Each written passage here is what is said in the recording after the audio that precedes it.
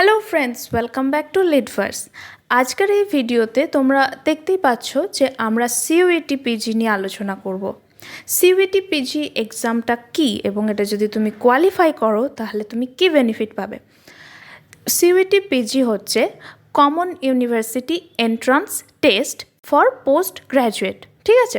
অর্থাৎ তুমি কলেজ শেষ হয়ে যাওয়ার পর তুমি আমাদের যতগুলো ভালো ভালো ইউনিভার্সিটিস রয়েছে, যেমন ধরো জেএনইউ, এফইউ, ঠিক আছে, বিএইচইউ, এই ধরনের যে ইউনিভার্সিটিগুলো রয়েছে সেখানে যদি তুমি মাস্টার্স করতে চাও, তুমি যদি ইচ্ছা থাকে তোমার মধ্যে, তাহলে তোমাকে এই পরীক্ষাটার জন্য প্রিপারেশন নিতে হবে। তো চলো কিভাবে প্রিপারেশন নেবে, কী এলিজিবিলিটি ক্রাইটেরিয়া আর এর এক্সাম প্যাটার্ন কী, সেগুলো খুব চটপট জেনে নেওয়া যাক।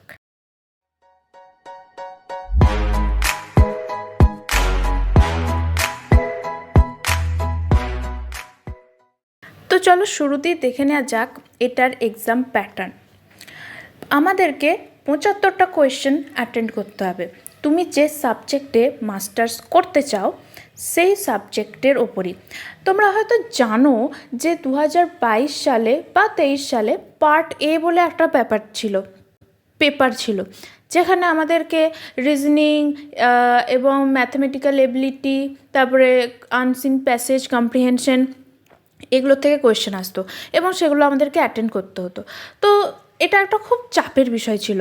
এবং এইবারে 2025-এ, ঠিক আছে, এবং 24 সালে যে পরীক্ষাটা হয়ে গেল সেখানে কিন্তু পার্ট এ ছিল না। তো এটা কিন্তু তোমাদের জন্য বিশাল বড় একটা সুযোগ। তুমি যে সাবজেক্টটা নিয়ে অনার্স করছো সেই সাবজেক্টের উপরেই তোমার 75টা কোয়েশ্চেন আসবে এবং তুমি যদি খুব ভালোভাবে পড়ো তাহলে খুবই ইজিলি তুমি এটা অ্যাটেন্ড করতে পারবে।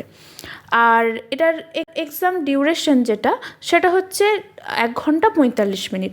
তো 1 ঘন্টা 45 মিনিট 75টা কোয়েশ্চেনের জন্য ঠিকঠাকই। আর যেটা গুরুত্বপূর্ণ সেটা হচ্ছে যে এটা কিন্তু সিবিটি মোডে হবে, অর্থাৎ কম্পিউটার বেসড টেস্ট হবে। হ্যাঁ, এবারে তুমি কম্পিউটার কীরকম পাবে, সরবে কি সরবে না, সেটা সম্পূর্ণরূপে তোমার লাকের উপর নির্ভর করছে। কিন্তু যেটা তোমার লাকের উপর নির্ভর করবে না সেটা আমি একটু পরেই তোমাদেরকে জানাচ্ছি। আর একটা ইন্টারেস্টিং ব্যাপার সেটা হচ্ছে যে তোমরা 4 পেপারের উপর পরীক্ষা দিতে পারবে। কেউ ধরো হিস্ট্রি, ভূগোল, হ্যাঁ, তারপর হচ্ছে বাংলা, ইংরাজি, এরকম 4টে সাবজেক্ট তোমরা দিয়ে তারপর সেগুলোর উপর তুমি কিন্তু পরীক্ষা দিতে পারবে। এবার যেটাতে তুমি খুব ভালো স্কোর করলে এবং খুব ভালো ইউনিভার্সিটি পেলে তুমি সেটাতে মাস্টার্স করতে পারো, এভাবেও তুমি এগিয়ে যেতে পারো, ঠিক আছে? তো এগুলো খুব ইন্টারেস্টিং ফ্যাক্ট যেগুলো কিন্তু আমাদের মাথায় রাখতে হবে। চলো এবারে দেখে নিই এটার মার্কিং স্কিমটা কেমন, অর্থাৎ তুমি কতগুলো কোয়েশ্চেন অ্যাটেন্ড করলে কত পাবে, কিভাবে তোমার নাম্বার কাটা যাবে, কিভাবে তোমার কাট অফ আসবে, এগুলো একটু জেনে নেওয়া যাক। তো প্রত্যেকটা কোয়েশ্চেন কিন্তু 4 মার্কসের, ঠিক আছে? তো তুমি যদি একটা সঠিক উত্তর করো তাহলে কিন্তু তুমি 4 পাবে, ঠিক আছে? কিন্তু তুমি যদি একটা ভুল উত্তর করো তাহলে কিন্তু তোমার টোটাল স্কোর থেকে 1 নাম্বার ঘ্যাচাং করে মাইনাস হয়ে যাবে। আর এখানেই হচ্ছে তোমার লাক কিন্তু কাজে দেবে না, কারণ হচ্ছে যে নেগেটিভ বাবাজি রয়েছেন। তো খুবই বুঝে শুনে আমাদেরকে অ্যান্সারগুলো করতে হবে। একটা মজার ব্যাপার হচ্ছে এই নেগেটিভ মার্কিংটা কিন্তু এখনও পর্যন্ত ইউজিসি নেট বা ডাব্লিউবি সেটে কিন্তু নেই। কিন্তু এই পরীক্ষাগুলোতে বসার জন্য তোমাকে আগে মাস্টার্সে অ্যাপ্লাই করে একটা সেম পড়তে হবে, ঠিক আছে? যাই হোক, সেটা পরের ব্যাপার। তো এইখানে মার্কিং সেটা আশা করছি তোমরা বুঝতে পারলে। ধরো একটা এক্সাম্পল নিয়ে আসা, ঠিক আছে? তুমি ধরো 75টা কোয়েশ্চেনের মধ্যে তুমি 10টা কোয়েশ্চেন করেছো, ঠিক আছে? সেই 10টা কোয়েশ্চেনের মধ্যে আবার 8টা তোমার সঠিক হয়েছে আর 2টো তুমি ভুল করে দিয়েছো। তো 8টা কোয়েশ্চেন সঠিক হওয়ার ফলে তুমি পাচ্ছ 32, কিন্তু 2টো ভুল করে দিয়েছো, তো নেগেটিভ মার্কিং রয়েছে। তো ওই 2টো তোমার ওই 32 থেকে মাইনাস হয়ে যাবে এবং তুমি 30 পাবে। তো আশা করছি ব্যাপারটা বুঝলে। এরপরে এই মার্কিং স্কিমেরই কিছু ইন্টারেস্টিং ফ্যাক্ট বলবো আমি, যেগুলো একটু দেখে নেওয়া যাক। ধরো তুমি মানে কোয়েশ্চেনগুলো অ্যাটেন্ড করেছো, সব করেছো, তারপরে তোমাদের ফাইনাল অ্যান্সার কিও বেরিয়ে গেছে। তারপরে তোমার কোনো বন্ধু সেই আনসার কিটা যেটা এনটিএ দিয়েছে সেটাকে চ্যালেঞ্জ করলো যে না, এই কোয়েশ্চেনটা যেটা আপনারা বলছেন সেটা ভুল উত্তর, আমি যেটা বলছি সেটা ঠিক, এরকম করে কেউ একজন চ্যালেঞ্জ করলো, ঠিক আছে। সেই চ্যালেঞ্জটা অ্যাকসেপ্টও হলো এবং পরে দেখা গেল যে এনটিএ ভুল ছিল, ঠিক আছে, স্টুডেন্টটা কারেক্ট ছিল। এরকম অনেকবারই হয়েছে, এর আগেও হয়েছে এবং আমার মনে হয় হতেও থাকবে। তো সেক্ষেত্রে তুমি যদি ওই কোয়েশ্চেনটা অ্যাটেন্ড করে থাকো তাহলেই কিন্তু তুমি +4 পাবে। যদি তুমি অ্যাটেন্ড না করে থাকো তাহলে তুমি কিচ্ছু পাবে না, ঠিক আছে। আর একটা জিনিস যেটা, সেটা হচ্ছে যে ধরো এনটিএর কিছু ভুলভাল টেকনিক্যাল এরর বা গ্লিচ এইসবের কারণে কোনো একটা কোয়েশ্চেন ড্রপ হয়ে গেল, মানে ভুলভাল কিছু একটা কোয়েশ্চেন দিয়ে দিয়েছিল, দিয়ে তারপরে সেটা ভুল হয়ে গেছে, ঠিক আছে। তো সেই কোয়েশ্চেনটার যখন আনসার বেরোবে সেই নাম্বারটা কিন্তু তুমি যদি কোয়েশ্চেনটা অ্যাটেন্ড করো বা নাও করো তুমি কিন্তু ফুল 4 মার্কস পাবে, বুঝলে। মানে এনটিএর নিজের যদি ভুল থাকে তাহলে কিন্তু তুমি বেনিফিটে থাকবে, বুঝলে। কিন্তু মাথায় রেখো নেগেটিভ মার্কিং আছে। আর এখানে আমি একটা পয়েন্ট অ্যাড করতে চাইবো, যেহেতু নেগেটিভ মার্কিং আছে সুতরাং আমাদের যেটা ফোকাস হবে সেটা হচ্ছে যে যতটা সম্ভব কারেক্ট আনসার করা এবং খুবই কম ভুল করা। তার ফলে কি হবে, তোমার টোটাল স্কোরটা খুবই ভালো আসবে, যেটা কাট আপ স্কোর যেটা সেটার থেকে ছাড়িয়ে গেলে তো কোনো কথাই নেই। তুমি খুব ভালো ভালো ইউনিভার্সিটি, তোমার ড্রিম ইউনিভার্সিটিগুলোতে তোমার পছন্দের সাবজেক্ট নিয়ে মাস্টার্স করতে পারবে। এবার চলো দেখে নিই কারা এলিজিবেল, কারা তো কারা এলিজিবেল তার মধ্যে হচ্ছে যে যারা ধরো অলরেডি 6 সেমে পরীক্ষা দিয়ে এখন বাড়িতে চিল করছো তারা দিতে পারবে। আর যারা এখন 4th সেমে রয়েছে বা 5th বা যাদের 6 সেমের এখনও পরীক্ষা হয়নি তারাও কিন্তু এই পরীক্ষাটার জন্য বসতে পারবে। তো ইয়েস, আর একটা জিনিস যেটা, সেটা হচ্ছে এটাতে কিন্তু কোনো এজ লিমিট নেই, কিন্তু আমার মনে হয় যে এটা ঘুরিয়ে নাক দেখানো হয়েছে।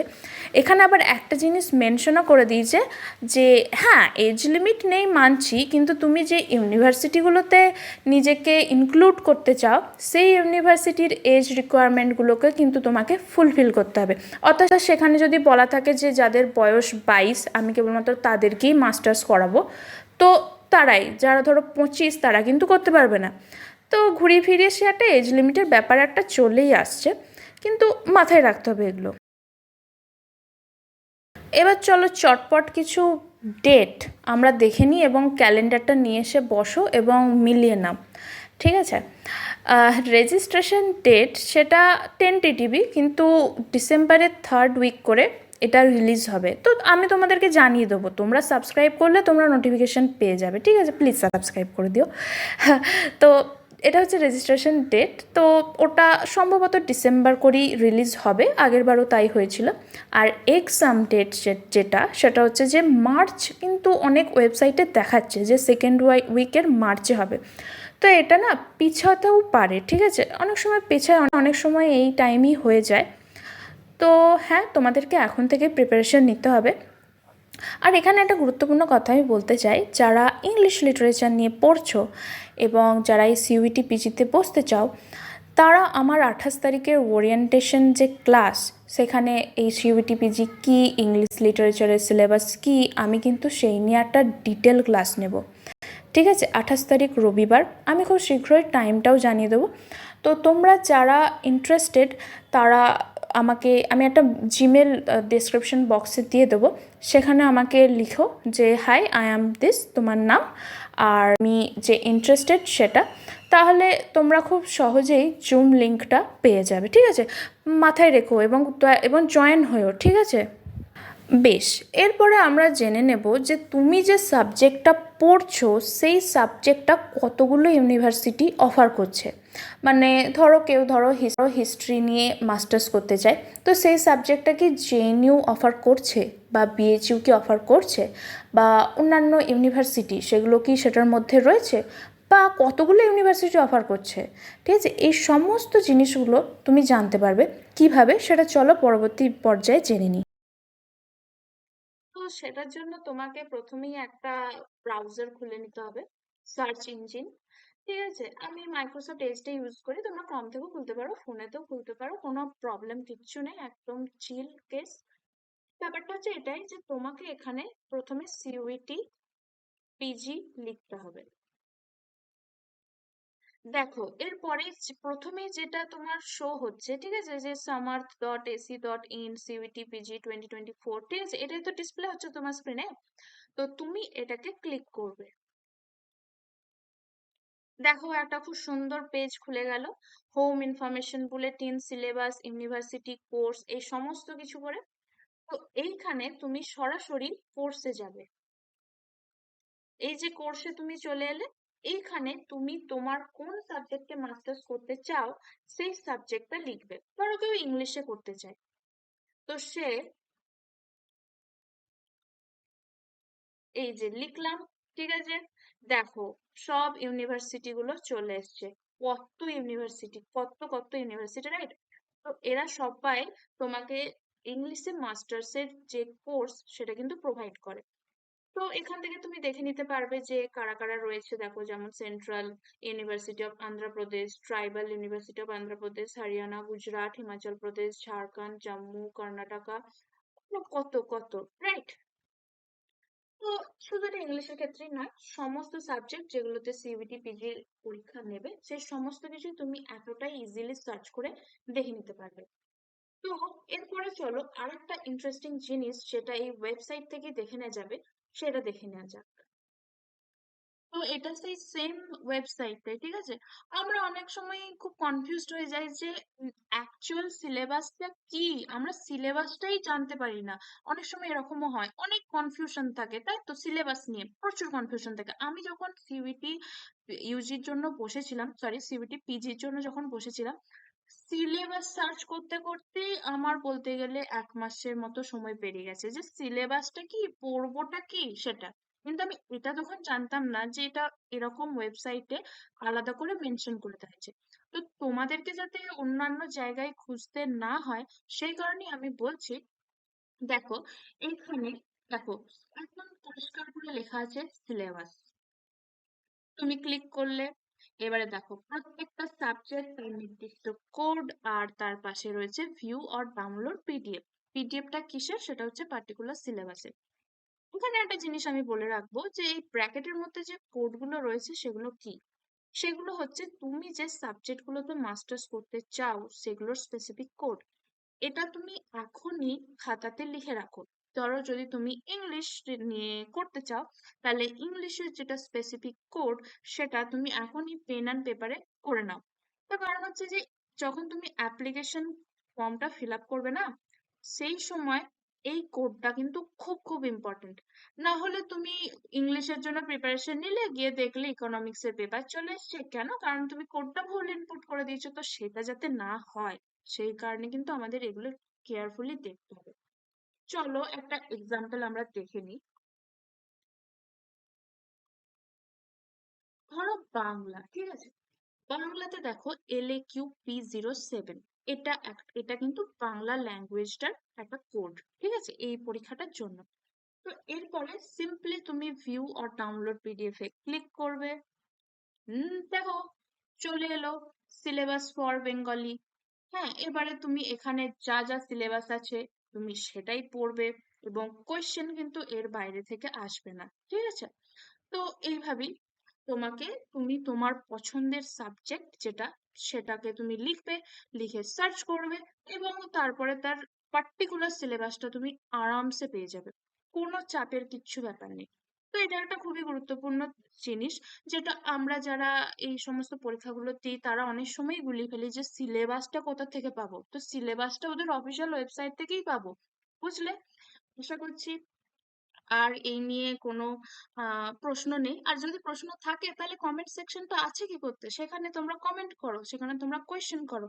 আর যদি কিছু সাজেশন দেওয়ার থাকে যে এইভাবে ভিডিওটা করলে আরো ভালো হয় বা ওইভাবে ভিডিওটা করলে আরো ভালো হয়, তাহলে সেটাও তোমরা জানাও, ঠিক আছে। ব্যাস, আজকে এই অবধি, আর আমি তোমাদের সময় বেশি নিচ্ছি না। আর একটা গুরুত্বপূর্ণ কথা যেটা, সেটা হচ্ছে যে যারা ইংলিশ লিটারেচারে পড়ছো এবং যারা এই সিইউটি পিজিতে বসতে চাও এই সাবজেক্টে, তাদের জন্য একটা ওরিয়েন্টেশন ব্যাচ রয়েছে। তো সেটা 28 তারিখ হবে। আমি একটা জিমেল ডেসক্রিপশন বক্সে দিয়ে দিয়েছি, তোমরা দেখতেই পাচ্ছ। সেইখানে তোমরা লিখবে এবং সেখানে তোমরা আমাকে জানাবে যে তুমি ইন্টারেস্টেড কি না। সেটার পরে আমি তোমাদেরকে রিপ্লাই দিয়ে দেবো যে 28 তারিখ কোন টাইম এবং জুম লিঙ্কও তার সাথে সাথে চলে যাবে, ঠিক আছে? এবং আমি তোমাদেরকে ক্যাচ করে নেবো ওখানে, কোনো সমস্যা কিছু নেই। আর যারা অন্যান্য সাবজেক্টের রয়েছে তারা যদি আরও কিছু জিনিস জানতে চাও এই পরীক্ষা সংক্রান্ত, কমেন্ট সেকশনে জানাও, ঠিক আছে? তো থ্যাংক ইউ, এখানেই ভিডিওটা শেষ হচ্ছে। কিন্তু একটা কোয়েশ্চেন আমার, ঠিক আছে? কোয়েশ্চেনটা হচ্ছে এটাই যে তোমরা কি জানো যে তোমরা সেম খাটনিতে দুটো পরীক্ষায় বসতে পারবে? দ্বিতীয় পরীক্ষাটা কি, সেটা হচ্ছে গেট 2025। এটার কিছু বেসিক কি ফ্যাক্টস আর এটার সিলেবাস, অবশ্যই ইংলিশ লিটারেচারের পার্টিকুলার সিলেবাসটা যদি তোমরা জানতে চাও, তাহলে প্লিজ তোমাদের স্ক্রিনে যে দুটো ভিডিও ভিজিবল হচ্ছে সেগুলোতে ক্লিক করো এবং জেনে নাও, এবং কমেন্ট করে আমাকে জানাও যদি তোমাদের কোনো কোয়ারিজ থাকে বা না থাকে, ঠিক আছে? আর ব্যাস এই পর্যন্তই। Thank you from লিটভার্স।